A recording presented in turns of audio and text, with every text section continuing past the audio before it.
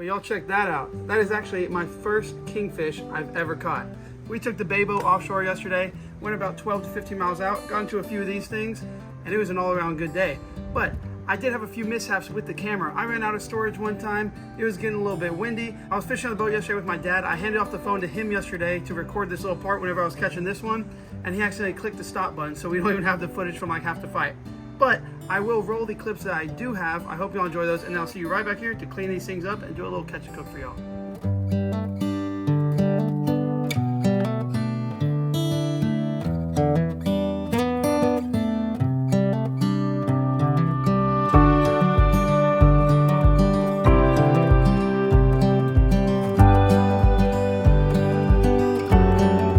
All right, y'all, what is up and welcome back. We're out here offshore of Galveston, Texas. We are probably about 9 miles out right now, and we just found a color change pretty close in for this area. It's only maybe about 45 foot of water right here, but you can see it's a nice blue color. There's a little bit of seaweed behind us, and you can see some foam on top. And right when we hit that, it turned to a nice blue. So we're gonna be trolling down this thing. We have a little 15-foot Rapala Husky mag that we're gonna be throwing on this rod, and then on the other rod, we're gonna be throwing my favorite, the 25-foot diver X-Wrap right there. You can see this thing is pretty beat up. It's been bit quite a bit. So we're gonna throw these two on. We're gonna troll down this color change right here and see if we can hook into a kingfish, Jack Crevalle, anything that'll bite. Y'all stay tuned, let's get after it. Okay, so we're dropping this one out about 25 seconds behind the boat. I'm just counting it down. And then we have this one right here. I dropped down about 18 to 20 seconds. We have our bait staggered. If you don't have your bait staggered, whenever you go to turn, they're gonna cross. So we're gonna go ahead and put this in the rod holder, set the drag on it so it's loose, so if it gets a bite, we'll hear the line rip out. Let's see if we can catch some. Look how blue the water is out here, guys. I mean, it was literally sandy, just gross green over that way. We thought we were wasting our time, decided to run out, not even half a mile. Saw a line right here. You can see if you look this way, right out there. Hopefully you can see. And it just changed to this. Let's hope that we can hook up. We're just trolling past this rig right here, and then we're gonna go ahead and head on out and just troll down the whole color change. We'll see if we can get hit on this rig. Probably out here catch a jack, maybe get lucky and catch a kingfish, something like that.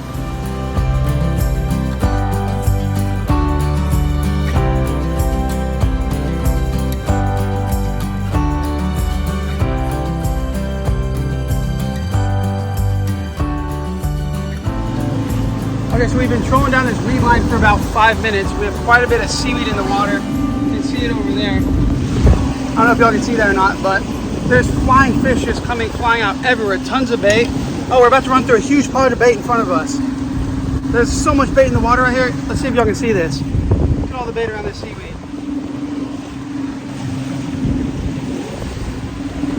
But the seaweed makes it hard to troll, so you have to stay on the outside of it. Either way, tons of bait. You know what they say, find the bait, find the fish. So we're hoping that we're gonna run into some fish right here. We just have to get on the outside of the seaweed so we don't get our lures tangled, but it's looking good, guys, looking real good. The water's getting beautiful. Okay, y'all, check it out. We made it out to another rig right here. We're now about, I believe, 12 to 14 miles out. We're gonna drop down these lures again, see what we can hook into. Water's nice and blue. See if there's a kingfish out here. We're far enough out, about 50 foot of water. Okay, we got hit on the troll. We forgot to turn the clicker back on after putting this bait back out. It got caught in some seaweed, but look back, the rod was bending over. We got some sort of fish here. Feels little. Oh, this can't even, doesn't feel little. Biting.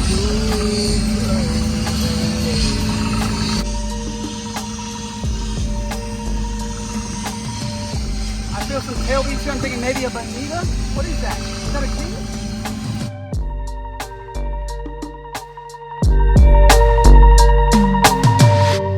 So we trolled for about 45 minutes, caught that one kingfish, made about 3 more laps around the rig right here. Didn't get any more bites except for a little blue runner on the small rod. So we're gonna pull up now. We're gonna throw out some menhaden, throw out that live blue runner that we caught earlier, because I caught one on the little rod. I don't think I showed that. And then we're gonna just drift some baits around and see if we can pick up anything else or pick up anything on bottom. See what we can get into. Well, we pulled around the rig. Didn't catch anything, pulled back up. I threw a white bucktail, caught a little blue runner, threw it back out again, and I have a baby cobia on. I'll check this out. I knew this did not feel like a blue runner. This is not, it's a cobia. We're about to see him in the water right here. There he is. Or is there a remora? No, it's a cobia. It is a cobia. Look at that. a cobia, y'all. Obviously this guy ain't a keeper, but crazy to catch. Okay, we got ourselves a little cobia right here, caught him on a little white bucktail jig. There's like 3 of them. Hopefully we can find their bigger brother and hook into a monster 50-incher. Fun fight though, super hard fighters. Look how cool that fish is. Let's throw him back. Woo! Okay, so it has been a while. It is like middle of the day right now, 2:30, 3 o'clock. So we just pulled up to this big old cargo ship right here. We're just gonna troll around it. There's a little bit of bait splashing all around it, so that's a good sign. There's a whole pot of dolphins on it when we pulled up, which is cool, but we got all the rods out once again, the 2 big ones at least. Trolling those X-Wraps and Husky, whatever they're called. So we're gonna see what happens. We just had a scream and run on the other side. We're gonna make a loop around, go back down that side, see if we can get hit again. Oh, he's tired. All right, hooked up on a kingfish around this boat. Didn't even turn the camera on, but hooked up right here. Let's see, looks like another keeper kingfish right here.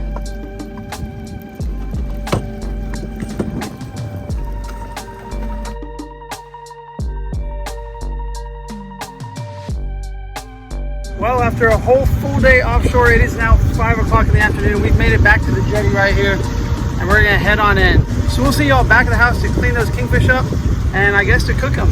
Show y'all a cool little recipe. So we're gonna go load the boat on the trailer, and yeah, time to clean it up. Okay, so I hope y'all enjoyed watching that. As you can see, like I was talking about before, we missed out on a few of the fish catching clips, but I hope that y'all got the general idea of the video. Anyways, we're gonna start off with the smaller kingfish. This one right here is just a little over 30 inches, about 31. I'm just gonna clean this thing. I've never cleaned one before, but I'm just gonna go ahead and clean this thing like a Spanish mackerel, because really all these are is just a bigger version of a Spanish mackerel. The bigger one, I might have to, you know, start in the back and go down. On these small ones, we should just be able to cut it right here, down to the stomach, turn our knife, and start swiping all the way down the back. They have super soft meat, not hard to cut through at all, and their meat is a little bit gray, so we'll see how it looks when we cut it open.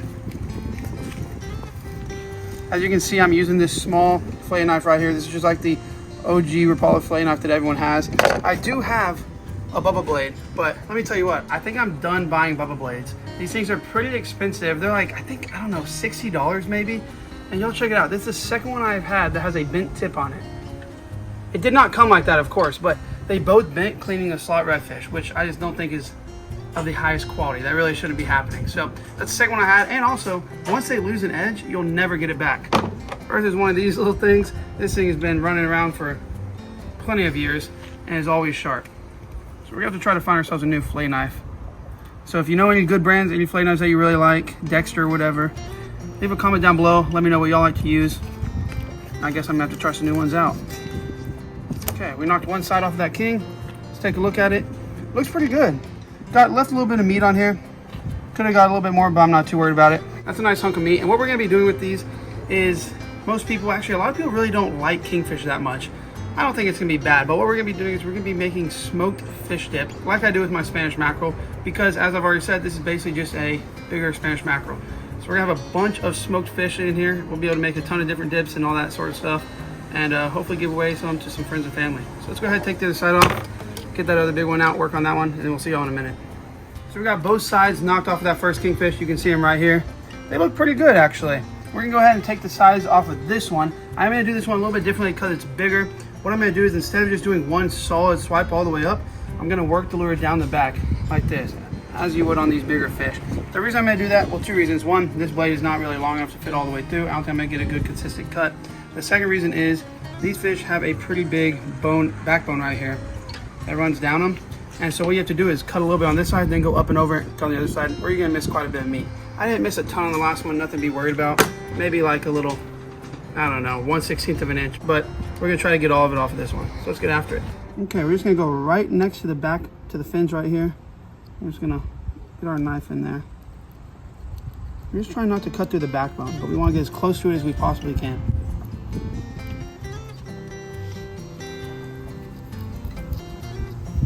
This first cut that we're making is gonna be pretty shallow. Don't wanna go too deep on it. Once we outline this, then we'll go back and continue to finish the cut all the way through.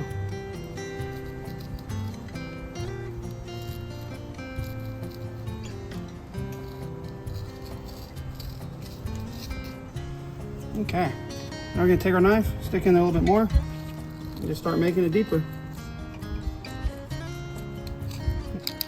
So I've worked it all the way down. You can hear it on that backbone. You can take a look at it right here, if you can see up in there. So now I'm gonna go up and just over. It's not crazy big, but it is big enough that if you don't do that, you are gonna miss just a little bit of meat. Well, if you're gonna harvest a fish, I think it's worth it to do the best job you can, get all the meat you can get off of it. No point in killing them for nothing.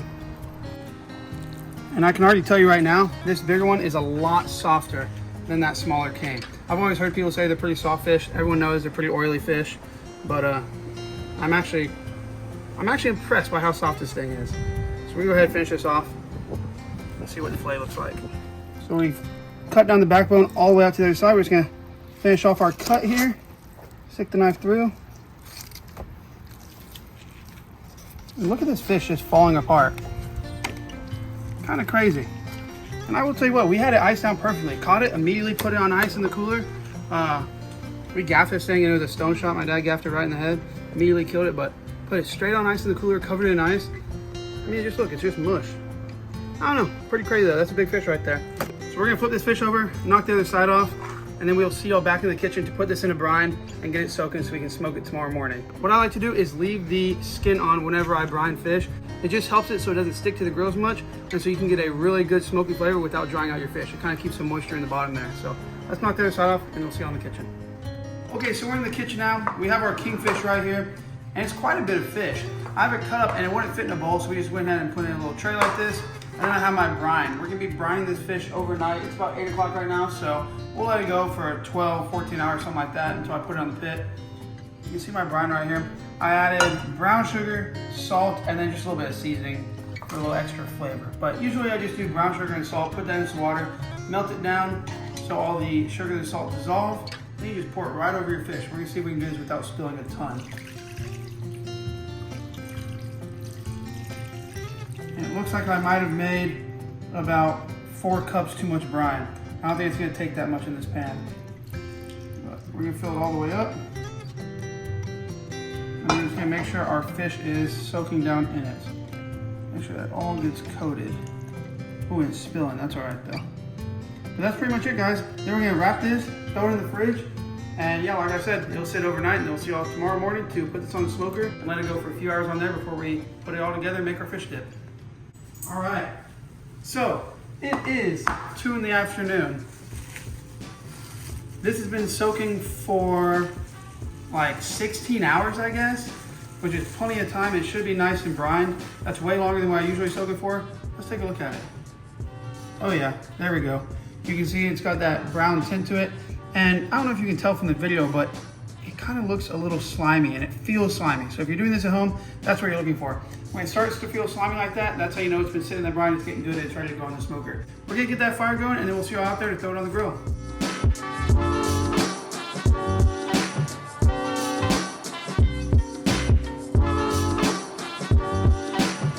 So our grill is getting nice and smoky here. I put some wood chunks on it. You can take a look right there. It's sitting at about 200 to 225. That's where we want it for smoking.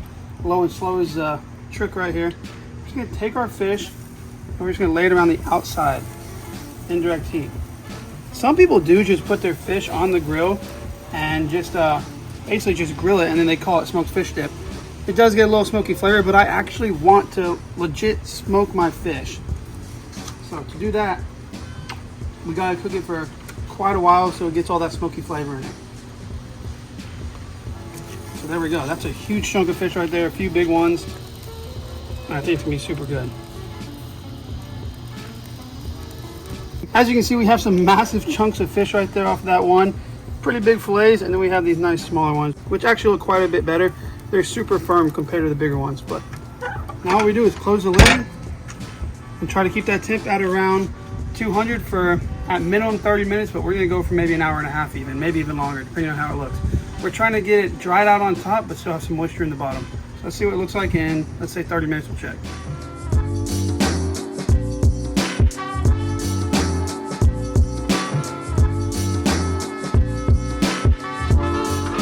Okay, so it's been smoking for over 2 hours now. Y'all can check it out. It looks pretty good. Some of these pieces look dark like this one, but if you touch them, they're still really juicy on the inside. That's exactly what we want. We're gonna go ahead and take them off and let them cool, and then we'll mix it all together for the dip.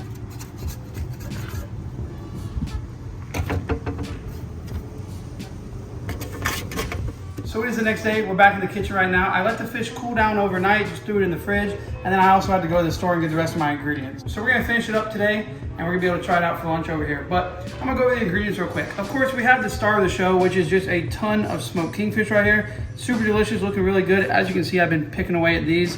It's really addicting. Once you start eating it, super salty, sweet from the brown sugar, everything you would want. Then we have our produce. So we have jalapenos, celery, and some red onion. Then I have cream cheese. It's gonna take more than this, but we have some cream cheese right here, a couple lemons for taste, and then yeah, that's pretty much it. It's a super simple recipe. All we're gonna do is we're gonna take the fish, we're gonna start crumbling it up. You can use a food processor or you can use your hands, whichever one you want. It all depends on how fine you want your fish. If you want bigger chunks, more texture in your dip, crumble it up by hand. If you want it to be super fine, go ahead and throw it in the food processor and it makes it pretty simple too.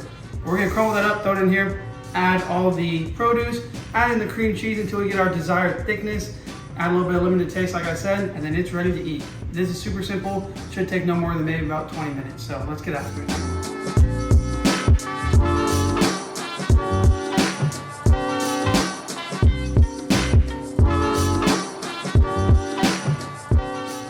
Okay, so we decided that we had way too much fish to crumble it up by hand, so I just used the food processor and we just blended it all up. And look at that, we have like half a bowl right here. This has to be at least like 2 pounds.